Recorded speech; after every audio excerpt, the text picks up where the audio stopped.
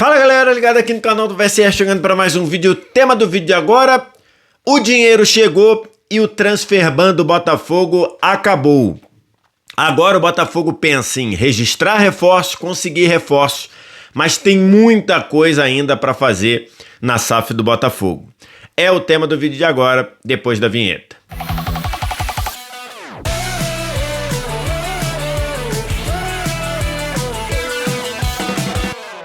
Mais um vídeo chegando aqui no canal do VSR, vamos falar sobre o transfer ban do Botafogo que acabou e o ano do Botafogo no que diz respeito a reforços começando, né? Tanto para inscrever quem já estava acertado, quanto para acertar algumas negociações que já estavam alinhadas.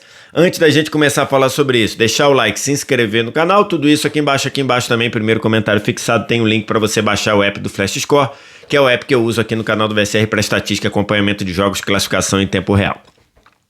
Tô gravando esse vídeo aqui na manhã de sábado, e na sexta-feira foi um dia muito importante para o ano do Botafogo, porque o Botafogo conseguiu sair da lista do transfer ban da FIFA, né? O Botafogo estava na lista do transfer ban desde o início de dezembro, por falta de pagamento ao Thiago Almada, ao Atlanta United e à MLS, né?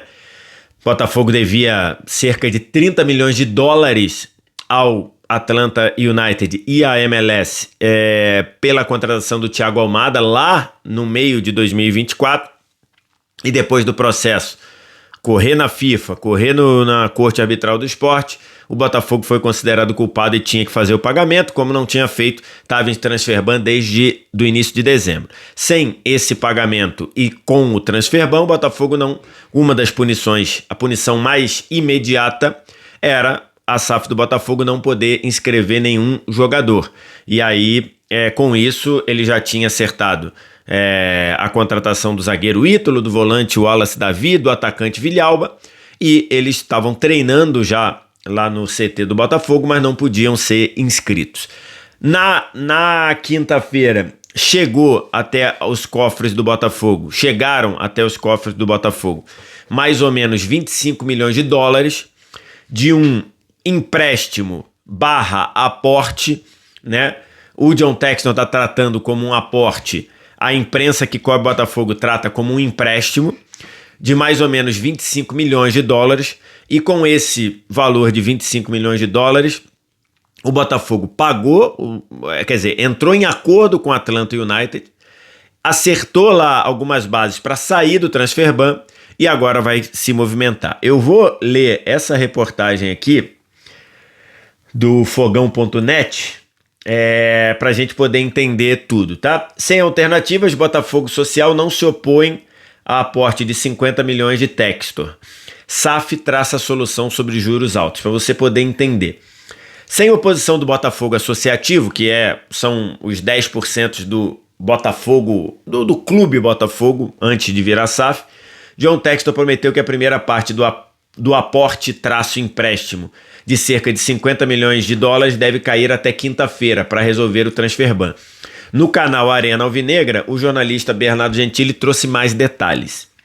A primeira parcela do aporte, que já está em uma conta reservada, é de cerca de 28 milhões de dólares, 146 milhões de reais. O restante, aproximadamente 25 milhões de dólares, seria pago depois, num curto prazo. A transferência bancária será feita assim que o contrato for assinado. Na última segunda-feira, dia 2 de fevereiro, Textor participou de uma reunião com João Paulo Magalhães Lins, presidente do Clube Social, e dois investidores que estão por trás desse aporte: a GDA Luma Capital e a Hutton Capital. Essas são as empresas que estão botando efetivamente o dinheiro. De acordo com o jornalista Bernardo Gentili, o associativo, que detém 10% da SAF, não necessariamente concordou com todos os termos, mas não vai vetar, já que não possui uma outra alternativa para resolver os problemas mais urgentes. Isso independentemente do resultado da auditoria do Banco BTG, que ainda não teria saído. A SAF do Botafogo está passando por uma auditoria feita pelo Banco BTG para entender realmente qual é a real situação financeira, a real situação de solidez da SAF do Botafogo. Ainda segundo o Bernardo Gentili, a SAF do Botafogo trata uma solução para não ter que pagar juros altos previstos nesse aporte-empréstimo. John Textor vem sustentando que os novos investidores poderiam se tornar acionistas parceiros e também virarem credores da Ares Management. Então é o seguinte, esse dinheiro que está chegando ao Botafogo é um empréstimo, ponto. Um empréstimo com juros altíssimos para a SAF do Botafogo. E aí, como solução para não ter que pagar esses juros altíssimos, pode ser que em algum momento, tanto a GDA, Luma Capital, quanto a Hutton Capital possam ganhar ações, possam ganhar algum percentual de ações da própria SAF do Botafogo e virarem credores da Ares Management. E aí é aquilo que a gente falou no outro vídeo, né? No entendimento do Textor, a SAF do Botafogo é credora da Ares Management, tá? Então é credora lá de tudo que botou no Lyon. Essa questão ainda está sendo debatida num tribunal lá no Reino Unido, mas no entendimento do Textor, a SAF do Botafogo é credora. Ela tem dinheiro a receber do Lyon e, por consequência, da Ares Management. Então, para evitar pagar esses juros que são muito altos, ou a SAF do Botafogo daria ações, pagaria esse empréstimo com ações da própria SAF sendo destinada às empresas, ou iria passar a ter crédito do valor que o John Textor acha que a Ares Management deve ao Botafogo. Aí o Gentili, né, o Bernardo Gentili, traz uma informação que aqui na matéria foi trazida como uma aspas, como ele falando. Hoje os termos são esses, desse empréstimo com juros mais altos. O Botafogo hoje não tem crédito na praça e para conseguir qualquer dinheiro tem que ser assim.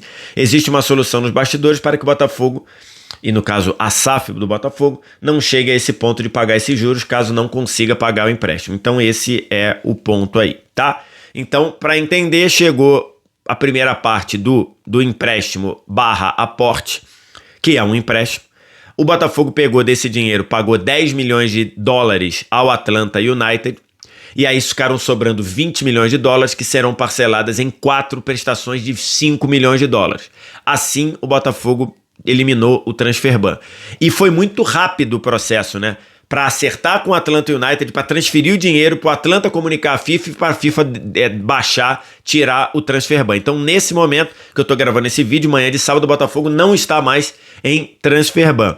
E com isso, ele pode inscrever os seus jogadores que já foram contratados, tá? Basicamente, foram contratados até aqui o zagueiro Ítalo, o volante Wallace Davi, que veio do Fluminense, chegou do Fluminense naquela negociação com o Savarino, e o atacante Lucas Villalba. A expectativa é que na semana que vem, já na segunda-feira ou na terça, eles já estejam inscritos no bid da CBF, já que já estão treinando e tudo, já tem contrato, só não podia ser registrado o contrato. E aí possam até eventualmente jogar no meio de semana pelo Brasileirão, tá?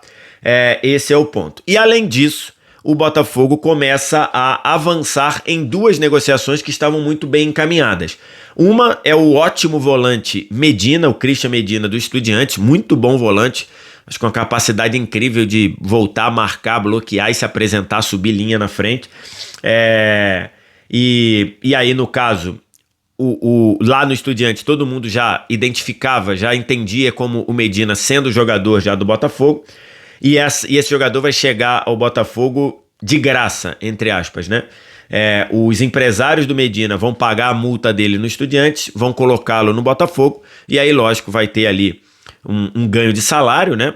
O padrão hoje salarial do futebol brasileiro é muito maior do que o padrão salarial do Estudiantes, e deve ter ali alguma luva e tudo mais. Então, ele chega a isso. E o outro jogador é o zagueiro do Racing, o Marco De César, zagueiro de 24 anos, que seria a solução para o lado direito da zaga do Botafogo, né? O Botafogo entende que precisa de um zagueiro. Então seriam essas as contratações nesse curto prazo.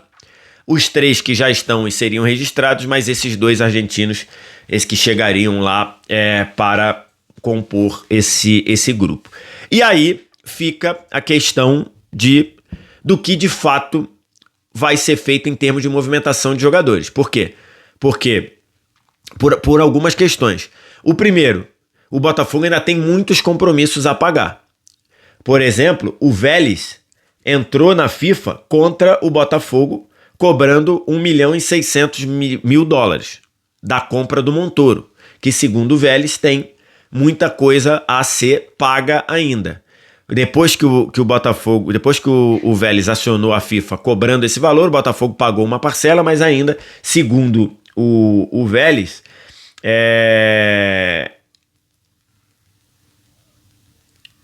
ainda tem quase 3 milhões de dólares de pagamentos que ainda não foram feitos. 1.800 ainda já vencidos e 1.200.000 a pagar ainda. Então tem essa questão. Se o Botafogo não pagar o Montoro, ou não acertar com o Vélez o que tem que pagar, já vai pintar um outro transfer ban. Tem as questões de pendências com jogadores, que quase motivaram a saída do Danilo, por exemplo. Então, a SAF do Botafogo ainda tem muitas coisas a resolver.